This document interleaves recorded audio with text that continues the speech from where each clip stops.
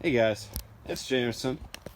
I just found this cool looking electric mini bike. No battery, but I think we're gonna use it as a side project when we wait for our tractor parts to get here. So, maybe thinking, what on earth could we be thinking to do to such a puny little bike here? And I'll tell you, I have a huge engine for it. 313 cc's. It is a beast.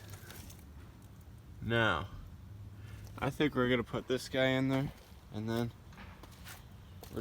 it's gonna be sick. But we have to start by tearing the thing down. We have to take all the electronic components out of it, probably take off rear wheel.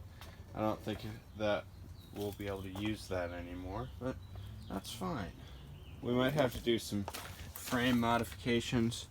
This part, we might cut the link up here and then just bend it back so we have more space for the engine, but we'll see if we can fit it in there without anything. I'm going to grab some tools, and then I'll get right back out here.